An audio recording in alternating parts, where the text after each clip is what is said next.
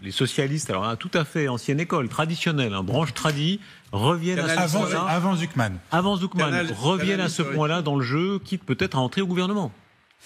C'est évidemment pas ce que je souhaite, puisque moi, vous savez, je suis élue en Gironde, département qui est géré par un socialiste, et dans une région, la Nouvelle-Aquitaine, qui est aussi présidée par un socialiste. Donc je sais ce que ça donne les socialistes quand ils sont à la manœuvre, mais en même temps, cette situation ne me surprend pas, parce que Emmanuel Macron, en fait, cherche des alliés, donc il appelle les socialistes à la rescousse.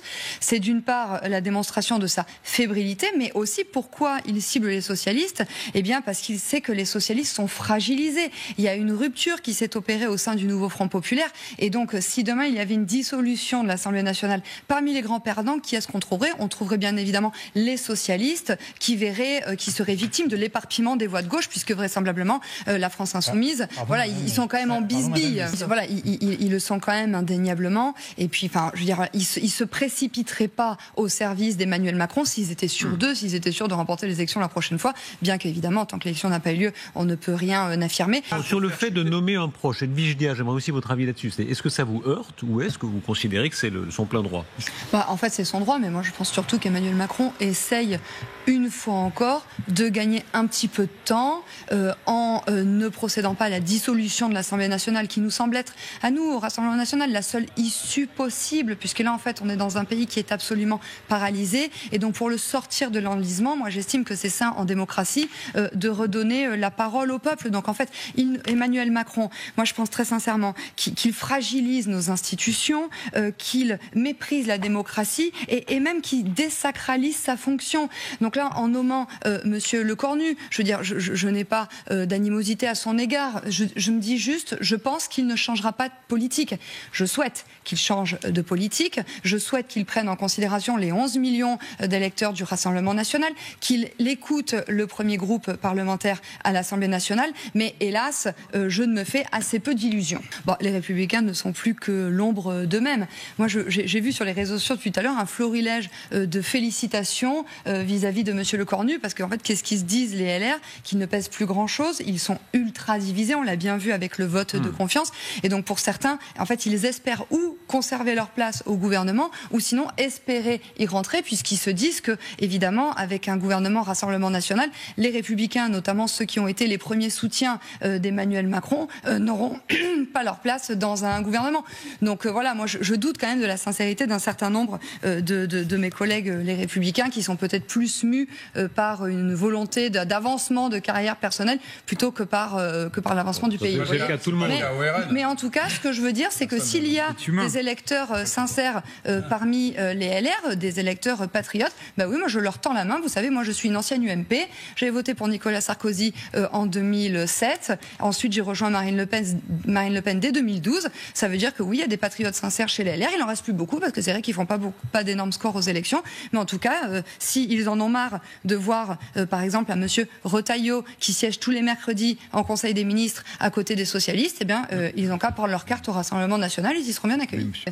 On n'attend pas un changement de méthode de la part de monsieur Lecornu, on attend un changement de politique. Ça fait 20 ans que vous demandez, Edwige Dia, vous pouvez pas dire c'est normal, parce que ça fait 20 ans qu'on n'est pas au pouvoir, vous voyez, donc on continuera de le demander jusqu'à temps qu'on arrive au pouvoir. Mais là, en fait, ce que monsieur Macron, il doit prendre acte de sa défaite aux européennes, aux législatives, du renversement de tous ses premiers ministres depuis ces dernières années, et puis surtout, il doit prendre acte, maintenant je pense qu'il sait quand même que nous mettons en œuvre nos menaces. Vous voyez, quand on dit qu'on va censurer, on ne prend personne en traître, nous allons censurer. Là, on a dit, écoutez, ça va aller très très vite, si monsieur Lecornu essaye d'endormir les gens, s'il essaye de faire comme il a fait la dernière fois, oui, on le censurera sans trembler, vous voyez, parce que là, en fait, il faut se dépêcher. La France ne doit plus perdre de temps. Donc, est-ce que ça veut dire, que vous allez censurer dans tous les cas? Lisons ce que dit Marine Le Pen, votre présidente. Oui. Le président tire la dernière cartouche du macronisme, bunkérisé avec son petit carré de fidèles. Après les inéluctables futures élections législatives, le Premier ministre s'appellera Jordan Bardella. Et déclaration aussi de Jordan Bardella lui-même. La devise d'Emmanuel Macron, 2 points. On ne change pas une équipe qui perd.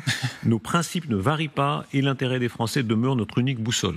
Oui, écoutez, c'est ce qu'on répète depuis 3 ans. Donc je pense qu'on peut reconnaître au Rassemblement national de faire preuve de constance. Censure tout de suite?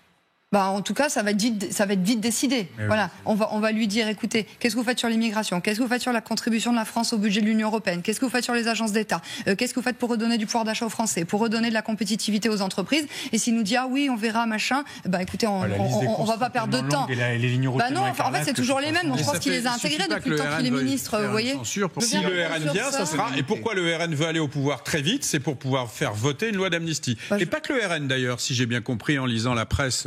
Je veux bien répondre sur ça parce que c'est assez curieux en fait. Quand on n'a pas censuré M. Bayrou, on nous disait que c'était pour sauver Marine Le Pen, puisqu'elle ne pouvait pas se présenter à sa succession si jamais il y avait une dissolution. Maintenant qu'il y a potentiellement une dissolution, on dit c'est dans l'intérêt du Rassemblement national. Alors je vais mettre les choses au clair une bonne fois pour toutes. Marine Le Pen ne prendra jamais de décision politique en fonction de sa situation personnelle. Voilà, je pense que c'est assez clair. Et donc la seule boussole de Marine Le Pen, c'est l'intérêt de la France et des Français. Vous voyez, je ne peux pas être plus clair que ça. Donc, s'il vous plaît, arrêtez vos spéculations. Nous ne sommes pas comme les autres partis qui se sont succédés à la tête des gouvernements. Nous ne sommes pas dans des calculs politiciens. Ce que nous souhaitons, c'est que les Français vivent mieux dans leur pays, vous voyez, et que les entreprises arrêtent d'essuyer autant de défaillances. Je le rappelle, c'est une entreprise qui ferme toutes les 8 minutes dans notre pays. Vous voyez. Déjà, je voudrais saluer Robert Ménard et puis dire, en tout cas, l'instabilité aujourd'hui qui inquiète notamment les chefs d'entreprise, elle est précisément créée par Emmanuel Macron. Enfin, je veux dire, 5 premiers ministres depuis 2022, ça ne s'appelle pas de la stabilité. Vous voyez, les changements de pied de la part du gouvernement sur les taxes aux entreprises, par exemple. Moi, vous voyez, je me souviens de la CVAE, la cotisation sur la valeur ajoutée des entreprises. En période électorale, Emmanuel Macron dit nous allons exonérer les entreprises de CVAE. Et puis après, en 2023-2024, il dit mais ça va être que la moitié maintenant, l'autre moitié plus tard. Et l'année dernière, au moment du budget, le plus tard s'est transformé en un vraiment beaucoup plus tard, puisque finalement c'est reporté à 2027 ou 2030. J'ai oublié, pardonnez-moi ce détail. Mais vous voyez, en fait, c'est ça l'instabilité. Et cette instabilité économique, elle est créée précisément par les macronistes. Et puis, je voudrais juste dire que nos opposants politiques, qui sont de mauvaise foi, essayent de discréditer notre programme en disant que c'est un programme économique de gauche. Nous avons un programme économique qui est, comme tout le reste, c'est-à-dire patriote.